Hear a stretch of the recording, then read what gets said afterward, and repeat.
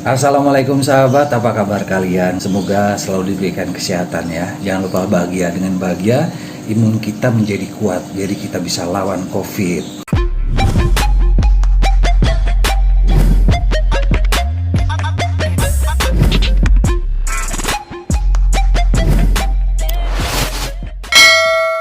Akhirnya ya, gue bisa menyapa kalian yang selama ini banyak sih pertanyaan dari sahabat-sahabat, DM di Instagram, komentar di YouTube.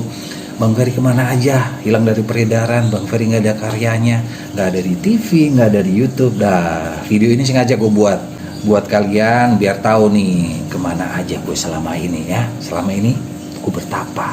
Akhirnya gue ditegur nih, gue dikasih ujian. Alhamdulillah, maksudnya alhamdulillah gue masih dikasih sakit karena gue termasuk orang yang jarang sakit. Jadi sakitnya itu bener-bener bikin gue down. Gue sempat nggak menyangka, gue salah satu orang yang kemarin itu kalau kena COVID tuh nggak percaya. COVID tuh percaya ada, tapi kalau gue bisa kena COVID itu agak nggak percaya. Setelah gue bener kena, gue merasa stres karena gue pikir gue orang yang sudah sangat menjaga kesehatan, gue orang yang jarang sakit, gue menaati protokol sebisa mungkin ya dengan kesibukan gue, tapi akhirnya gue kena COVID. Hari pertama gue kena mungkin itu gue cuma gejalanya capek aja biasa. Kalau gue habis lembur, badan gue anget-anget gitu kayak demam, tapi nggak terlalu tinggi. Itu gue anggap nggak terlalu gue perhatiin karena di rumah lagi ada kesibukan juga. Jadi gue aktivitas. Terus pas hari ketiga itu ada saudara istri yang ngabarin mau datang main ke rumah. Waduh, dan situasi di Jakarta ini lagi naik-naiknya corona. Gue langsung gini, yang pertama nggak berpikir kena COVID, akhirnya gue langsung gini, waduh, atau jangan-jangan gue kena COVID. Kan kasihan juga, karena COVID ini virus yang sangat mematikan. Setelah gue alamin, sebelumnya sih gue nggak berpikir, alah COVID, nggak akan kena, paling gitu-gitu aja. Setelah gue kena, akhirnya gue periksa deh, gue cek, gue antigen, dan ternyata surprise, gue kena COVID. Itu bener-bener gue kayak langsung jantung gue berhenti, gue nggak bisa berkata-kata apa lagi, langsung gue bingung, gue mau ngapain nih, gue harus gimana nih, karena kalau gue lihat di TV kan, kalau kita kena COVID kita harus laporan, habis laporan kita harus ke mana, di karantina ke Wisma Atlet atau ke mana deh rumah sakit yang terdekat. Itu jujur ketakutan gue selama ini, kalau gue kena COVID itu gue harus jauh dari keluarga, karena gue orang nggak bisa jauh dari keluarga. Setelah gue menikah, gue nggak mau jauh dari anak dan istri, dan itu bikin gue sangat down. Akhirnya gue ambil keputusan isolasi mandiri aja. Gue langsung masuk kamar, gue bilang sama anak istri nih, hasil apa-apa ternyata antigen positif. Jadi kalian di luar aja, maksudnya tetap kita satu rumah, papa di kamar isolasi mandiri, apa makanan segala macam taruh di luar pintu aja. Itu hari pertama gue jalanin cuma di kamar sesempit itu ya kan, cuma tempat tidur, kamar mandi, menambah akhirnya otak gue ini makin stres. Gue berpikir di situ jangan sampai anak istri gue kena, nggak taunya akhirnya kena juga. Walaupun sudah kena, tapi di otak gue ini karena stres ya, karena ketakutan ya, space gue yang kecil cuma di kamar itu bikin gue makin stres, makin gejalanya makin parah. Demam sih nggak terlalu tinggi, tapi psikis gue ini makin terganggu, fisik gue makin lemah, badan gue makin lemah, kayak rasanya nggak enak lah, bingung. Pokoknya ini seumur hidup gue sakit yang paling ngeselin. Mungkin karena gue jarang sakit yang paling paling parah buat gue. Corona itu bukan cuma bikin fisik kita sakit, ternyata bikin mental kita, psikis kita jadi down. Jadi buat sahabat-sahabat semua yang akhirnya kena COVID, ini sudut pandang gue ya, solusi dari gue ya. Jangan pernah kalian stres. Ya pasti akan berpikir sih down, stres, tapi maksudnya jangan terlalu dipikir, karena itu biarlah kasih kesempatan tuh virus corona itu masuk badan kita benar-benar 14 hari. Dari hari pertama sampai hari ke-13 gue masih berpikir nggak nerima tuh virus. Makin down, makin stres, jatuh. Kalau anak istri gue cuma hari pertama, kedua udah selesai, habis itu mereka bisa tetap aktivitas. Gue makin hari kedua down, nggak bisa gerak, sholat aja gue tetap tidur. Kena air, nggak mandi deh waktu itu, mungkin kena air aja nggak sanggup karena badan ini karena linu-linu. Jadi sampai hari ke-13 nggak tahu dah, gue lupa mandinya gimana. Pokoknya tetap wudhu sampai gue nggak bisa wudhu, tayamum. Hari ke-13 gue nggak bisa tidur, mulai nafas gue makin sesek. Tapi alhamdulillah karena apa ya, penanganan istri gue sih. Jujur gue makin down, tapi penanganan dari istri gue, vitamin sudah tersedia.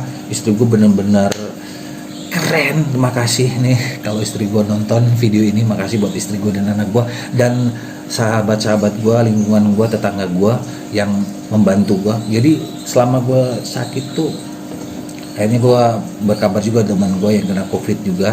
Kita bertukar informasi obat atau vitamin apa yang mereka minum. Jadi kita update terus. Yang penting gue makan, yang penting gue minum.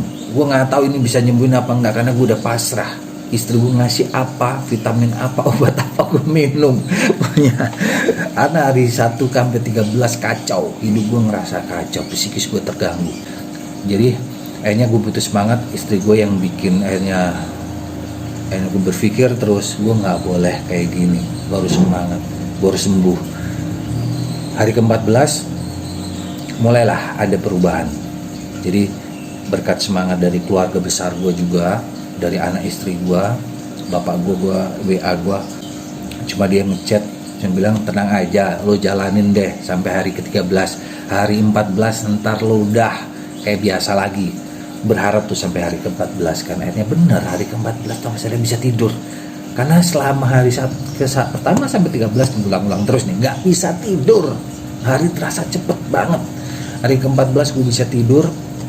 Akhirnya mulailah gue nge-push, mulai gue push semangat banget nih, gue nggak boleh kayak gini terus, gue harus lawan nih virus corona. Alhamdulillah hari ke-14 masih loyo-loyo, tapi semangat gue mau makan, gue paksain makan. Karena kalau kita kena corona, kita nggak makan, makin jatuh, kita makin stres. Banyak juga ya yang lewat pada bulan-bulan itulah, banyak. Gue cuma males lihat media sosial, gue males dengerin berita, karena setiap gue denger informasi kayak di perumahan sini ada ini orang meninggal, ada ini meninggal, wah makin stres kan gue kan.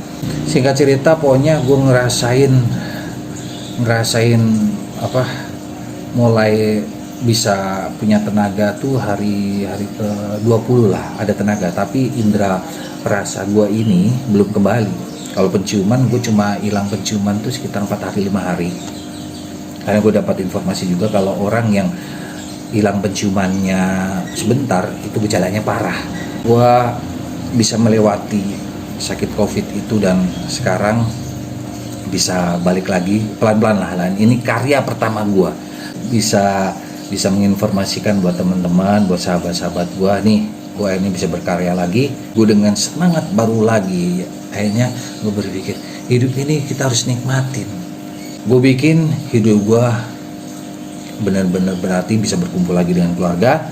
Dan habis sakit itu juga PPKM kan masih berjalan. Kita di rumah aja, gue bikin kegiatan yang positif.